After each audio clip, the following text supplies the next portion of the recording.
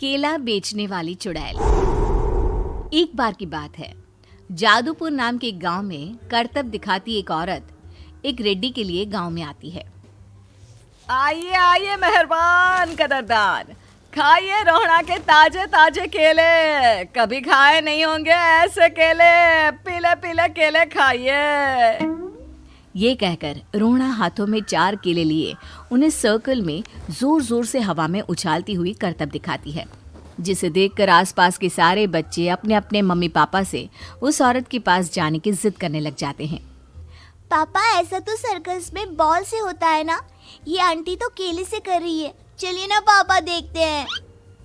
रोहड़ा एक पतली सी तार पर चलती हुई केलों से करतब दिखाती है। आते जाते सभी लोग बाहर रुककर उसके करतब देखते हैं और वाह वाही करते नहीं थकते।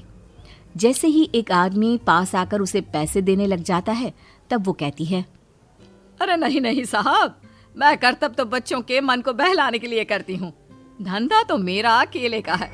पीछे देखो मेरी रिड्डी, जो भी मेरे केले खाएगा मेरी तरह चुस्त दुरुस्त और तंदुरुस्त हो जाएगा। पता चलता है क्या कि मेरी उम्र 55 की है। अरे पर ऐसे ठंड के मौसम में कोई केला क्यों खाएगा? ये ऐसे वैसे केले नहीं है साहब, ये शरीर में गर्मी देते हैं।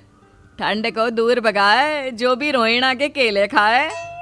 पापा, अगर मुझे केले नहीं मिले तो मैं घर नहीं जाऊंगी। तभी उसके पापा कहते हैं कि बेटा, केले ठंड में कभी गर्मी नहीं देते। ये सब कहने की बातें हैं, सामान बेचने का तरीका है इनका।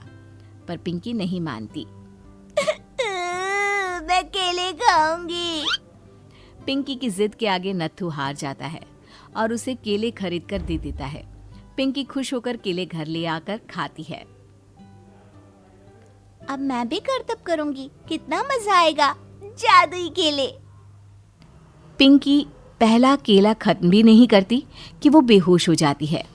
दूसरे केले से एक काला धुआं आता है और रोहड़ा चुड़ैल बनकर बाहर निकल आती है। मेरे भूतिया केले बच्चे न खाए, ऐसा हो ही नहीं सकता। जादूपुर वालों, कब तक बचोगे?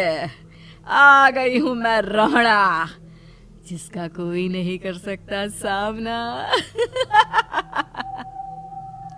रोहड़ा पिंकी को गोद में उठाकर काले धुएं में कहीं गायब हो जाती है। शाम के वक्त नत्थू घर लौटता है और पिंकी को घर में ना पाकर उसकी माँ से कहता है, माँ पिंकी कहाँ है? अरे बेटा, उसे तो तू सुबह करतब दिखाने ले गया था ना, फिर कहाँ वापस आए तुम दोनों? मुझे लगा तू उसे अपने साथ मंडी ले गया होगा।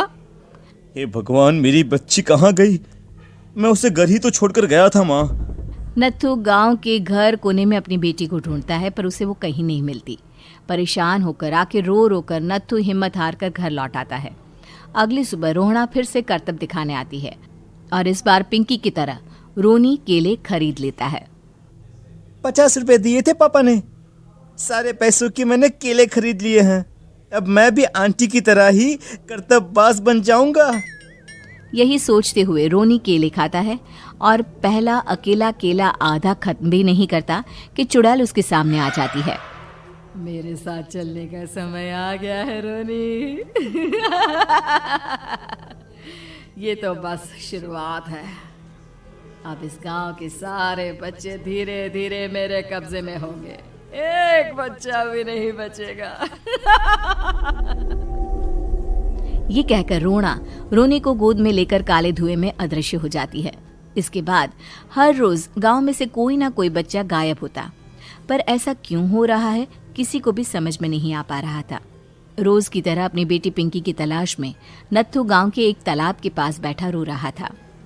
कहाँ गई मेरी पिंकी? शकुंतला के जाने के बाद एक वही तो मेरा सहारा थी।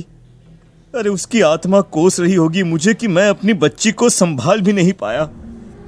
नत्थू ये कहता हुआ रो ही रहा था कि तभी तालाब में से उसे शकुंतला की आवाज सुनाई देती है।